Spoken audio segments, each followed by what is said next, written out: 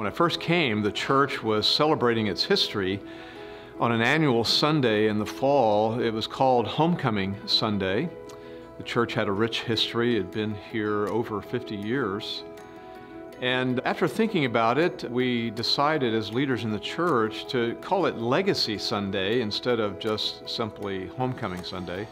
Legacy Sunday brought up the whole idea of really celebrating God's faithfulness to the church here and the faithfulness of the people here in ministry to serve the Lord. And so that was a special Sunday for us for a few years, and eventually it transitioned to the idea of a conference.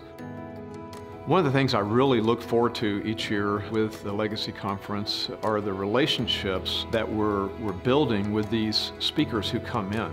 These men come in and we benefit from their ministry. We form a friendship with these men so that we know more about their ministry, are now knowing what our church is about and who our people are. And so they're getting exposed to what God is doing in the decades of the ministry of this church here in this town.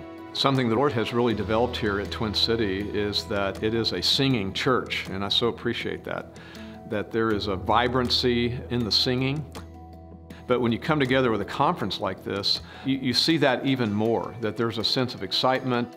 People are being ministered to by the Word of God.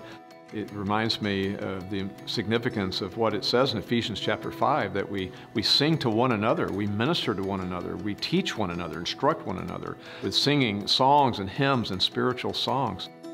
Along the way, we began to realize, well, we also want to provide resources for the people who are coming. And so we had a little resource area with some books, and that has grown every year. So they can add those books to their library at home and read and grow because of that as well. With a conference, we're celebrating not only the legacy of our own church, but even something beyond that, the legacy of the faith that's been passed down to us. So it took on a broader meaning.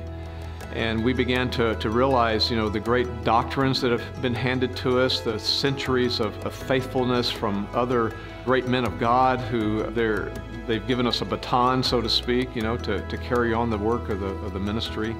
And so it really transitioned to that broader idea that the Legacy Conference is calling our people to remember the great faith that's been passed down to us and the truth of the Word of God that we want to be faithful to.